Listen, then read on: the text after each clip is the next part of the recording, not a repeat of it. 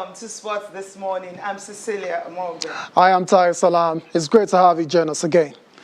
All right, this is what the show looks like. Starting off on a great note for two Nigerian players, Ademola Lookman and Kelechi Iheanacho. They were both on target for Leicester City in the Carabao Cup. Yeah, they scored the 2 goals for Leicester to beat Millwall away from home, 2-0. Also on the program, Manchester United are out of the EFL Cup in the very first hurdle, facing West Ham. Okay, match ended 1-0 in favor of the Hammers. Was Manuel Lanzini scoring the winner in that particular game. Also on the program, still talking football, the Nigerian Women's Football League, that's the Premiership, will start on December the 8th.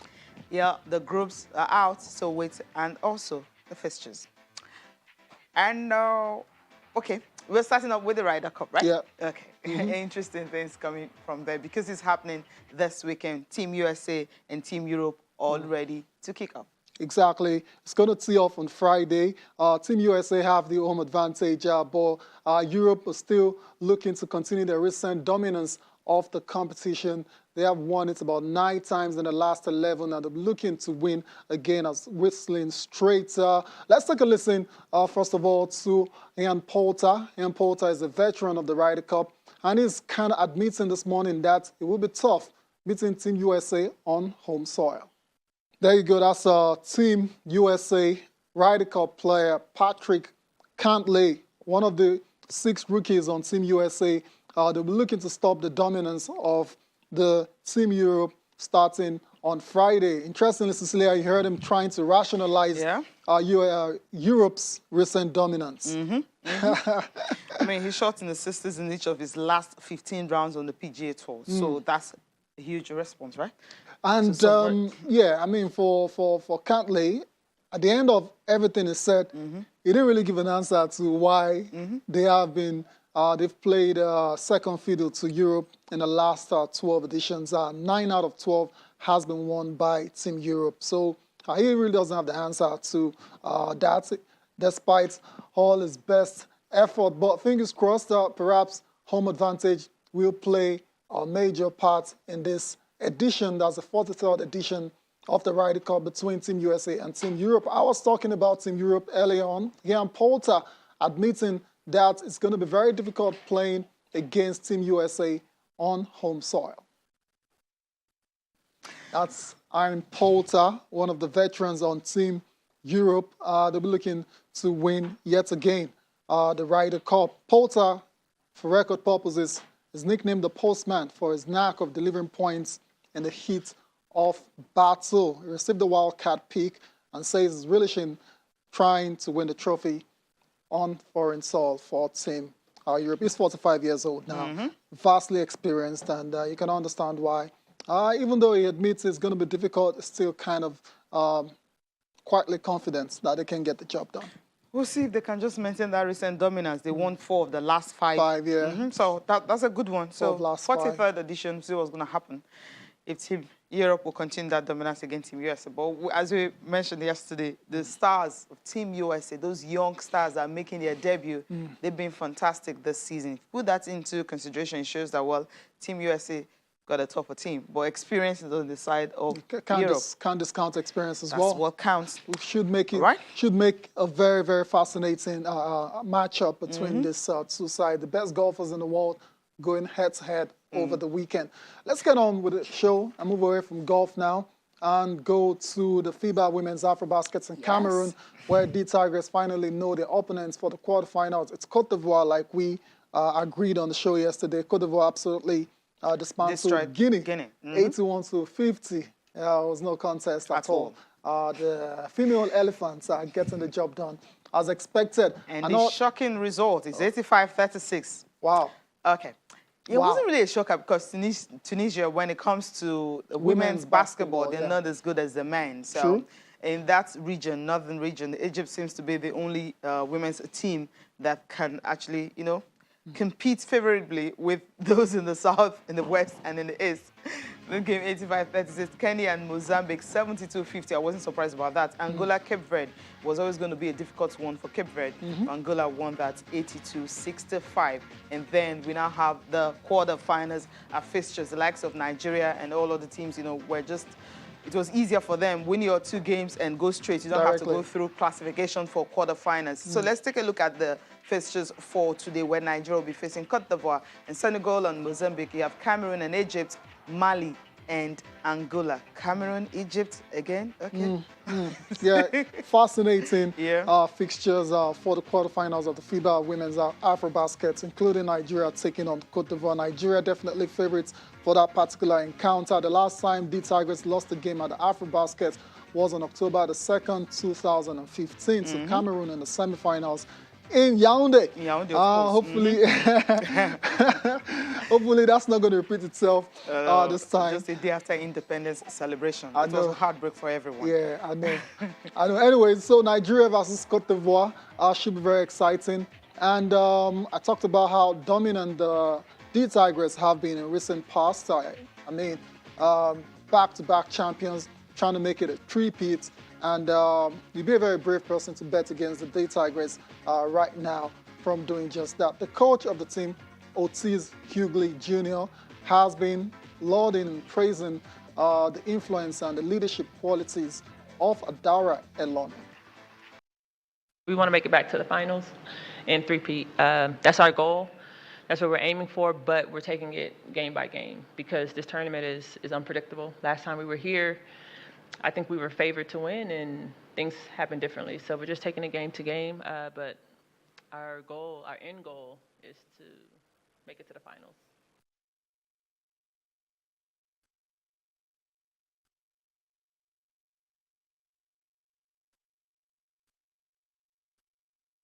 The captain, Adara Elonu, apparently she's leading, or she's been leading by example for Nigeria, and all of the other girls they truly respect her, and they are pretty much just following her footsteps in terms of representing well for the country. I was talking about the coach earlier, Cecilia. The coach pretty much went on to pay tribute to the leadership qualities of Adara Elonu. You know how important it is to have a good captain leading the ship.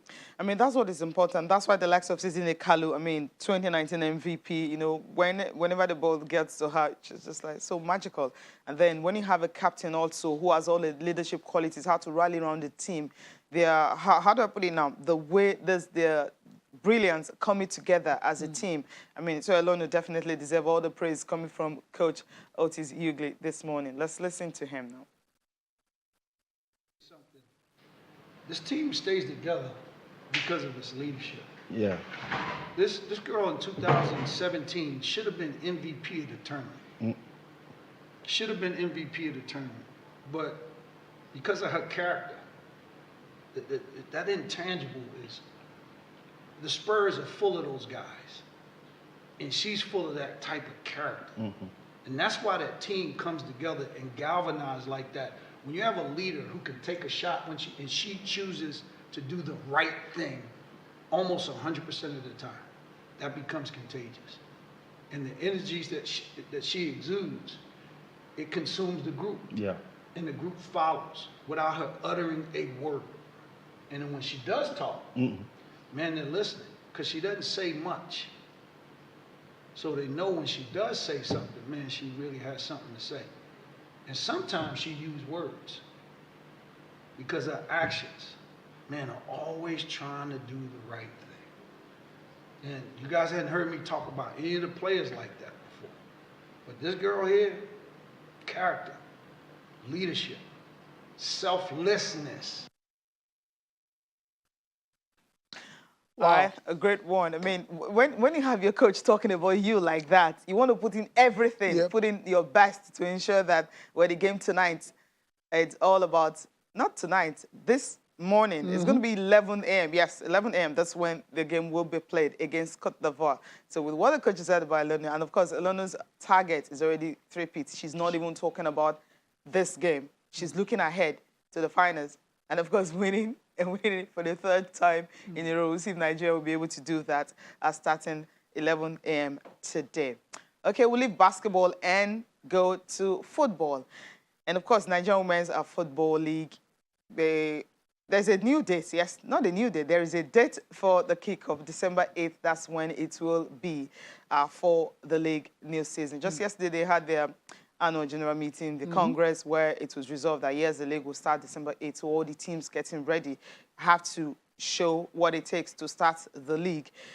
But before we talk, yeah, before we focus fully on it, on the league. They have the match day fixtures already out, so the teams, they know who they are going to be facing. They know the kickoff date right now. All is left for them is to start preparations, and that's the only way, you know, they can start easily. This is September, so they have the whole of October, November to prepare and be ready for it to start. All right, we have a guest. Before we let's listen to Aisha Falode first, you know, talking about, you know, the new kickoff, and then our guest, Mercy Akide, would join us on the program. Last season, we played a straight league that became abridged because of the directive of WAFU Zone B that wanted the draw for, that wanted the playoff for the CAF Champions League to be held at a certain date. And then we have also been told now that the playoff for next season's Champions League will be in May. Therefore, we have had to adjust our calendar again to be an abridged league of 2 groups of 7 teams each, because we have 14 teams in the Premiership. And then we will have a Super 6, which means that the top 3 teams from the 2 groups will go for the Super 6 playoff, and then we'll have our champion. Clubs are beginning to speak the truth to themselves, the truth about protecting the integrity of the Women's Premiership League, the truth about holding the high values of the Women's Premiership and holding themselves to account. We have reviewed the rules and regulations that breaches have to be met with corresponding sanctions. They have all agreed to it, and then we are going to have a season that is robust, a season that will be high in competition, a season that the level of play and the level of competitiveness will be starting from the bench translated to the field. It will be a league that will be fair in play, but will be held at very high standards. This is what we expect for the new season. High standard indeed. We can't wait for December 8th for it to kick off. As I mentioned earlier, Mercy Akide Udo will be joining us this morning. She's a legend of the game. She watched the Super Falcons live, you know, when they lost to South Africa on Tuesday. Obviously, she wasn't happy about that because a day before, there was this boost coming from all of them, the former players. Look, South Africa, come on, we're going to beat them. But it just didn't happen on Tuesday. Mercy, good morning. It's good to have you join us. Good morning. Thank you for having me. All right. We'll just get straight to the point. I mean, the Super Falcons, the game against South Africa, even it wasn't what everyone expected, and reactions have been coming, you know, from different quarters and all. What's your own reaction to that game, and what advice will you want to give to the Super Falcons, you know, how they can bounce back from that defeat to move on, especially knowing that the qualifier starts in October 18th precisely against Ghana? First, we have to go back. We can't take what has happened back, but we can look forward and try to adjust some players, try to adjust some things that we did wrong on that game. So for me, I would say these are the same players that we are going to use for the games. So we shouldn't demoralize them for the next 2 weeks. We should encourage them so that they can come back, bounce back, and play and win for us the way we want them to play. So as for me, I will advise that whatever the players they are going through, and I don't think they are going through a lot, not just like us when we were playing that we have nothing. They've given them so much, and much is expected from them. They should get themselves together and just do it. Yeah, interesting. Put themselves together and do it. That is what is important. Mercy, you know, when you were at the NFF Awards, when you guys were celebrated and everything, and we're thinking maybe that will also motivate them. And you mentioned that maybe this same squad is what we're going to use, but there's some people that have been talking about injecting new players into the squad. How can they do this easily without, letting go of the older players who have sacrificed so much for the country? For me, we have to start refining our Super Falcons. And this is the way that we have to go. They might not choose my way, but I think at the end it's going to help us. With our younger Falcons that are on ground, like the U16, U18, U19, U23.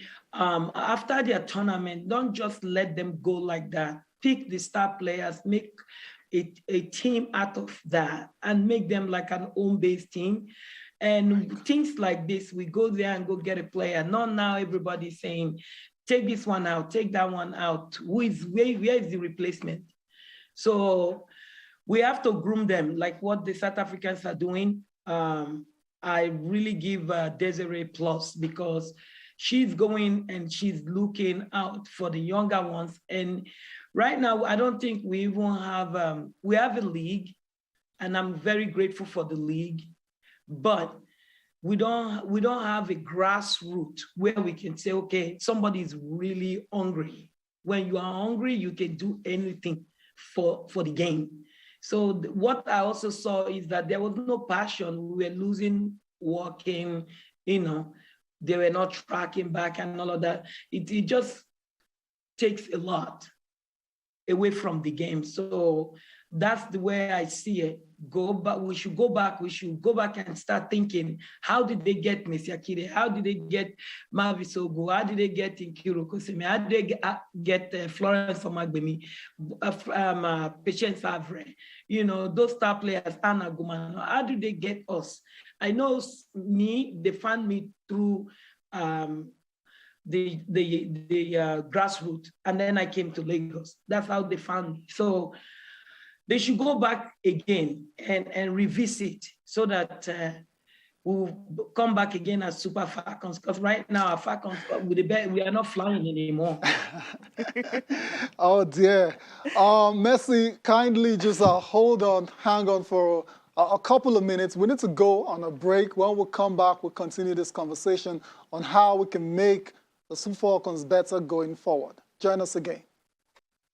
You're welcome back to Channel Sports this morning. We still have an absolute legend on the show, talking about Messi Akide, Merciless, Marvelous, however you want to refer to her. She's an absolute legend of football in the country, and she was a part of the class of 1999 that got honored by the Nigerian Football Federation just a couple of days ago for reaching the quarterfinals of the World Cup, and now absolutely dominating the continent as well too when it comes to women's football. Messi, before we went on the break, we were talking about how the Falcons can't keep getting better, so these other teams on the continent don't catch up with them. Like we've seen in the recent years now, South Africa have closed the gap on the Super Falcons, ended up beating Nigeria right here in Lagos.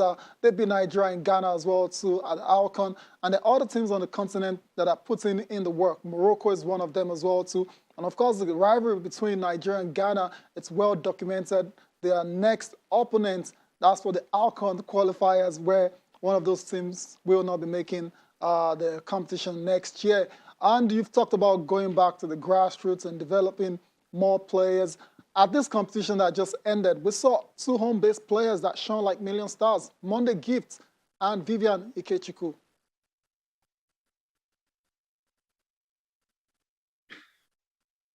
Yeah, so like what I was saying about the going back to grassroots, we started it, and hopefully that they should do more competitions. I'm so grateful for the president's wife hosting these 4 nations, and to open our eyes that we still need more to be done for women football. As for me, I would say that they should start playing school competitions. We have people that can fund it. It doesn't take that much. Get the girls medal, get them trophy, play school competition, get them transport to the location. And I think that from there we can find some stars, because stars are born every day. True. So we can get some stars and start, bringing young ones out, because look at me, I fade off. Look at 1999 till now. But I'm still in the game. But I can't play anymore. All I can do is to support. But I'm still in the game doing my own thing too by coaching.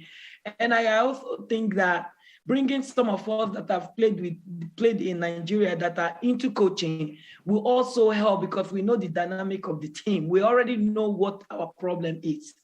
So our problem can be fixed, but it's just that we are not looking at the problem. We're just looking for a solution right now. So it's not going to happen like that. It's going to take a little bit of time. And if you guys can recollect, they didn't have coach for a very long time there before they had this guy. So just going through circle of coaches can disrupt the dynamic of a team. Every coach have his own style of play. But the day we were watching the Super Falcons, I don't even know the style we were playing, because I could understand the formation the South Africans were playing. When they were attacking us, they play 4-3-3, and then when they are defending, they are playing 1-5-5-4. So, but when we are defending, everywhere is just a mess. We don't even know what we were doing. We're just running. So those are all the things that we have to do. Even when they scored Nigeria scored on them, you could see there is a coach that called the defender that they are number 4 out of that group, and was talking to her on the side to fix that back. But when they scored, we just like, there is no fire in us. Like, we can't regroup. We don't know what to do. We are confused. And those are things that were bothering us when we used to play. When they score on us, we go down. But when we score, yes, we have energy. When they score on you, as a good team, you have to recuperate again and talk and do what the coach said we should do. I don't think that the coaching will have to reevaluate again, and see where the coaches can help the girls, because that's why they need them. When the players can't think, the coach has to think for the player. But we were still going through that problem. That's the problem. Even in 1999, at the dressing room, at the locker room, it was the same problem that we had when Brazil was beating us 3-0. We had to regroup ourselves, us as players, not even the coaches. We as the players, we said if we go down, it means that more stuff will go bad. So we have to pick ourselves up and start playing the game the way it should be. But unfortunately, Patience Abre had a red card, and then Anna Gumano got injured, and then Sisi, Sisi with a wonderful free kick just got us out. But what we are saying, we are talking about our problem here, not all about us anymore, because we played the game, but just from experience, this is the problem of the team. Right, Messi, you're spot on. Obviously, there's a lot of issues to be resolved for the Super Falcons going forward. But before we let you go, we saw some of your former teammates a couple of days ago during the NFF honors for the class of 99. Some of them are into coaching already. Florence Omagbemi, like you mentioned earlier, she's a coach now. Maureen Madu somewhere in India the last time I checked. Anne Agumanu Chejin is coaching as well too. But for you, seems you've been keeping a low profile in the last couple of years. And I know you said earlier that you're into coaching now. Can you tell us more about that? Where you're coaching? What exactly are you up to right now? Well, I'm coaching in Virginia Beach, Virginia. I'm a head coach of Regent University. Wow. And I've been with them for 4 years, and also coaching for a club side. I'm the technical director of the female department, and also the assistant director of the club. So I've been doing this for a long time now. I just got my C license, my UEFA C license. So, I'm just trying to keep my profile a little bit low. But now I think that it's time for me. It's time to come It's time for me. Yeah. And plus, I have my two beautiful daughters, and that's why I was keeping my profile low, because they need me as a mom. And you guys know you are married to the family, so so your brother is always gone. So I had to take care of the family and take care of the kids. But now they are growing, so I'm beginning to do more stuff for me, the way the game needs me. So, and I also have you guys know, one time I came and I did like the Play to Learn program for the girls' child. So I'm going back again to come back to do it for the girls' child. At least we will find some grassroots players that can be the future of Nigerian football players for Nigeria, and also take them to colleges in America to play, and so they can have knowledge. And that's my prayer and my dream for this program. So I just want to share that I'm coming back. The kids are grown now, so I'm coming back full force to be an advocate for women football, not just in Nigeria, but the whole continent of Africa. Wow, fantastic. Messi, we can't wait to have you back to contribute your own quota to development of football in Nigeria. Thank you very much for joining us on Sport this morning. Thank you. Thank you for having me. I really appreciate it. There you go, Messi Akide Udo, absolute legend of women's football in the country. Before the Oshoalas and the World Coaches, it was Messi Akide. All right, let's get on with the show now. Still reflecting on the Aisha Buhari Invitational, NFF President Amaju Pinnick has also been having his own say. The better side won, actually, and they displayed total football artistry, and they outplayed us in practically every wing, and they came with a plan, and the plan was very well executed. I'll comment on our players as well, but you see, it's now very clear that our home-based players, which this league is all about, they have a greater stake, not just a stake, they have a greater stake in the team. Because to me, I believe personally that they are hungrier. And their impact, of course, will be usually felt in games like this. You can see the 4 goals scored were all scored by the home-based players, which is a wake-up call.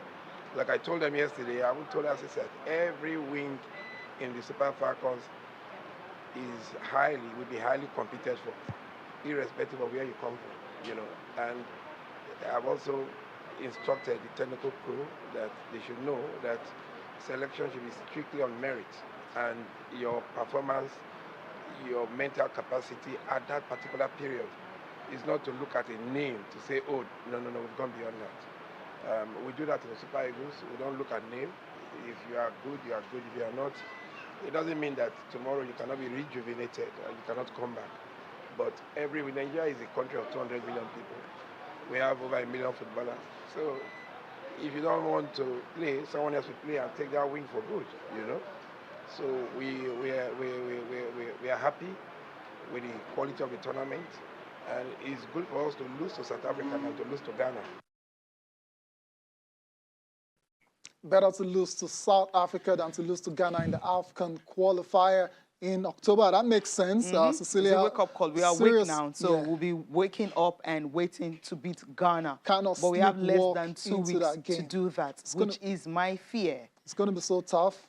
Cecilia, it's going to be so tough. I'm not confident like I would normally be concerning the Falcons because of what I've just seen. And but don't worry, we're better than Ghana in terms of that. They can get a full complement of the side. The guys that didn't come this time around, Ajibade, Payne, and the likes that couldn't make it. Hopefully, they're all available for this game because it's going to be so tough against the Black Queens. It's a shame that one of these two teams will not be going.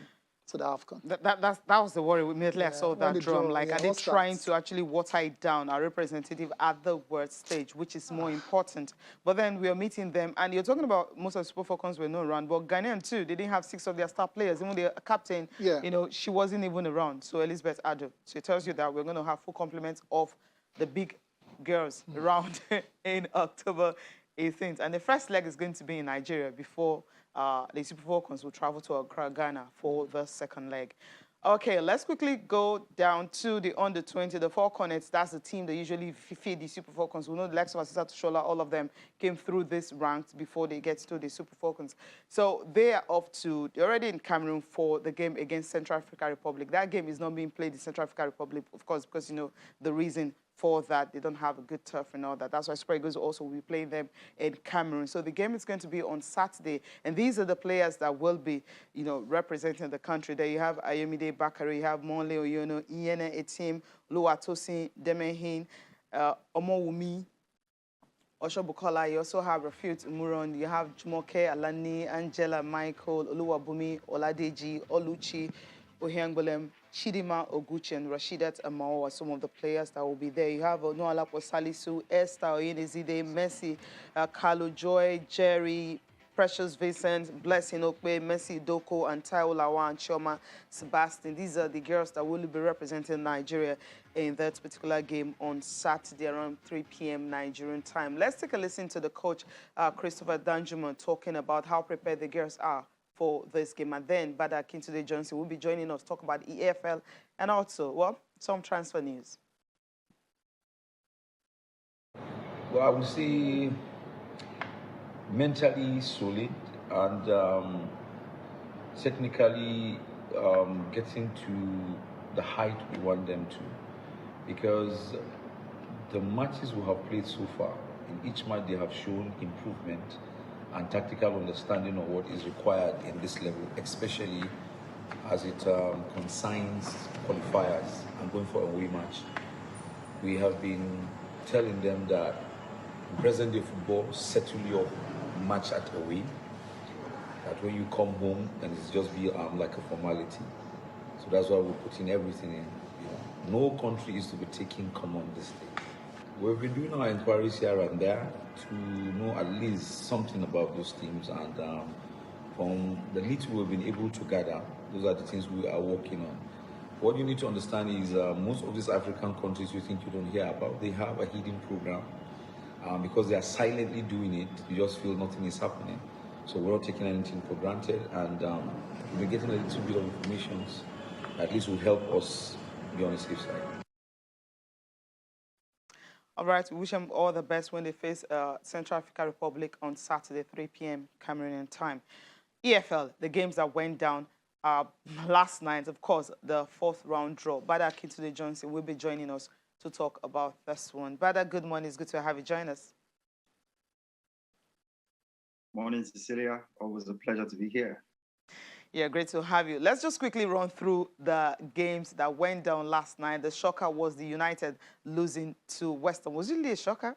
Well, it is, because the same team they defeated 4 days ago. That same team turning around to beat them. Those are second-string United team. You have Chelsea, Aston Villa to go into penalties. 4-3, it ended Chelsea winning. Arsenal, Wimbledon, it was no-brainer. Arsenal winning. Brighton and Swansea, it was 2-0. Of course, Leicester City and Millwall, that ended 2-0 in favor of Leicester City, with 2 Nigerians scoring the goals for Leicester. Wolves and Tottenham also went to penalties. 3-2, Tottenham getting into the next round. But so we'll just go to United and, of course, West Ham. That's the game that gets everyone talking, because the results wasn't what everyone expected. Well, maybe people wouldn't expect that West Ham will go to Old Trafford and beat United, because it hasn't happened since, I think, 1997, or was it 2007, when Carlos Tevez scored that goal to keep them in the Premier League. But did people not expect that West Ham would give United a stiff test? I would think you know, a more realistic expectation would have factored the fight, the quality, the improvement of West Ham over the last 2 seasons. They finished in European places, pushed really hard for a top 4 place last season, and it seems like they keep improving. Last weekend, we saw how United were just a penalty miss from West Ham away from, losing 2 points. Yeah, to the same opposition. So it wasn't only United that changed players. David Moyes also sort of, switched things around a little bit from a personnel standpoint. The man who infamously lost the penalty last Sunday came in from the start. The veteran himself, Mark Noble, and a couple other changes. Some young stars in defense and all that. But you still expect that United, having what I believe is the strongest squad, and I emphasis on squad, the strongest squad in the league or in England right now, with just an embarrassment of quality all across the park. You'd expect that the second so-called second string team will still be strong enough, especially at home, to beat West Ham, but it didn't prove that way. They had Donny van der Beek in front of the back four. They had Nemanja Matic as well. And those were the better players for United because everything in front of them was subpar until the second half when Mason Greenwood came on.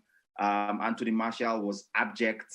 Again, a lot of talk about his desire.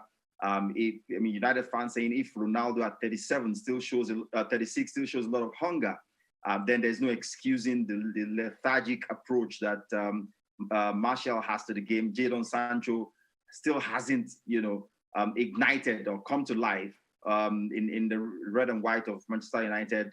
And across the park, United really struggled, especially because West Ham played with intensity, denied them time and space on the ball, passed the ball quickly too. Their transition was very fast. The man in the picture, Jared Bowen, was very, very positive every time he broke forward. And even with the fact that Michael Antonio didn't play, didn't have that much of an impact on them because they looked really, really dangerous when they went forward.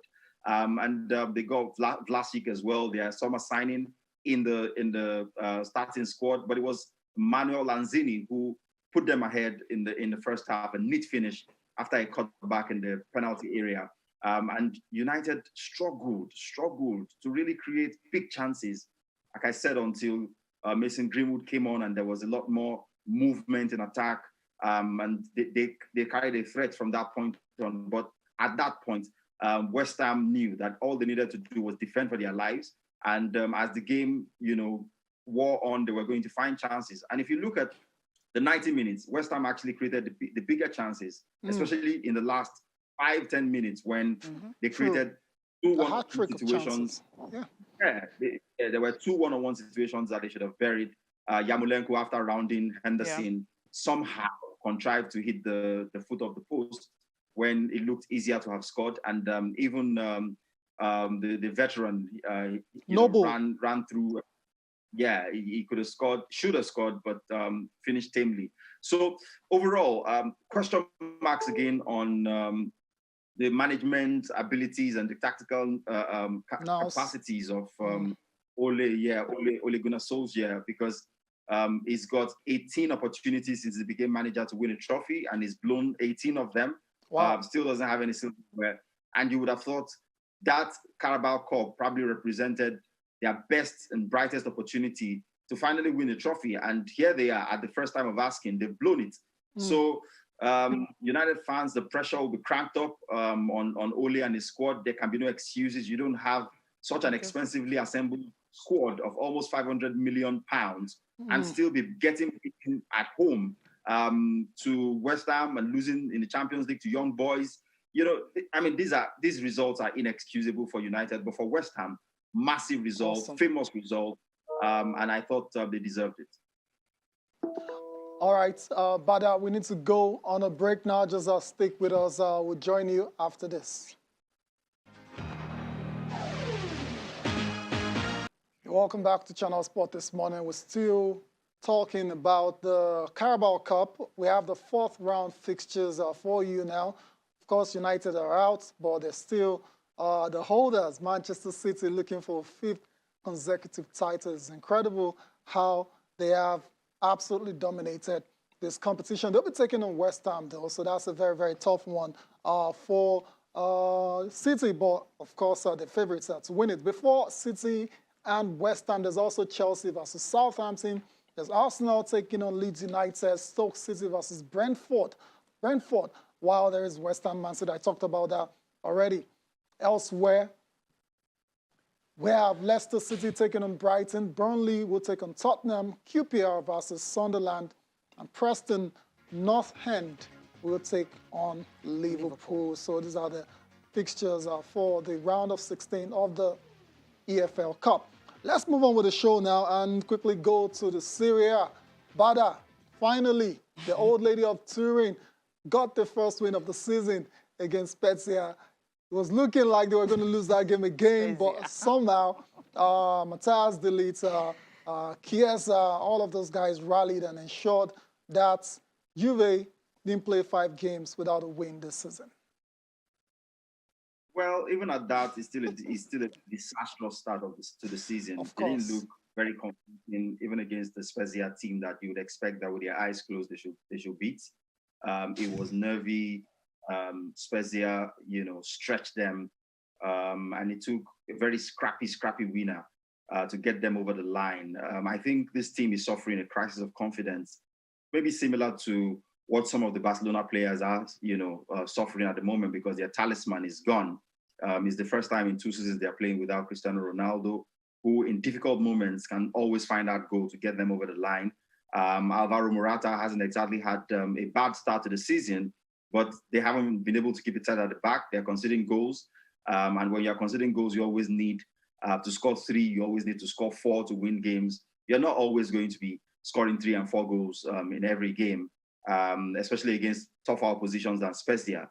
So if you look at the body language of Maximiliano Allegri and the things that he's saying, you know that he's not really convinced that this Juventus team can compete this season with the Milan sides who are sitting pretty at the top of the league. The quality, the difference in quality, in confidence, in the playing personnel just gelling together, being cohesive, is so huge, is so stark. They look a shadow of the Juventus that was bossing Serie A just a couple of seasons ago. And he has a huge job on his hands, Allegri, that is, to turn this around. He was, I think, overheard say, questioning if this is the quality of players that should be playing for Juventus, or he was asking or pondering, do these guys really want to play for Juventus? Not because they don't have, better quality than most teams in Serie A, but I think that the fear factor is gone. Ronaldo and those that X factor, that ability to not play so well and be able to nick a goal here and there is gone. Teams now know that if they play well and they take their chances, they have a chance against the Juventus team. And the way they started the first 2 games sort of bolstered the confidence of the opposition and the competition in Serie A. And it's going to be a very, very long season for Juventus, in my own opinion. I just don't think that as a unit, they have it, to win Serie A this season. Maybe challenge for European places like they did last season. Maybe, finally get into the top 4, late on. But they're not going to win Serie A this season. Not with, and no disrespect to him, players like Keane, who, I don't know. I've never really good youngster, rated, to be honest.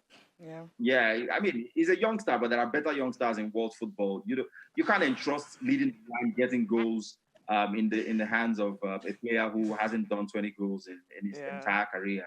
I think it's a tough ask to expect that between Alvaro Morata and Moise Kean, they're going to power Juventus to the Serie A title this season. So I think Juventus fans will get with the program. They will realize that it's a new day.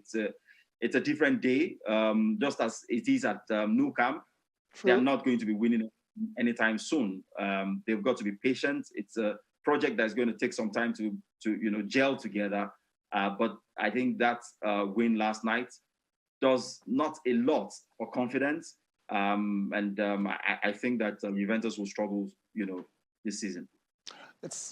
You're spot on, Bada. I think, Juve can't just perhaps focus on getting into the top 4 because winning the Serie A is It's going to be a very, very tough task indeed. Let's move on from the old lady in Turin and let's go and talk about James Rodriguez. He's finally left Everton. I mean, it's not been in the plans of Rafa Benitez this season at all.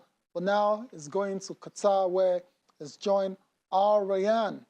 And every time I see or watch this guy play, I just feel there is unfulfilled potential. Yeah. I mean, from when we saw him at the World Cup in Brazil, absolutely stunning displays for Colombia, got that big move to Real Madrid, didn't pan out, went to Bayern, back to Real, Everton, now he's going to Qatar at 30. I mean, 30 is still supposed to be a prime year for most footballers, especially one of his talents and ability.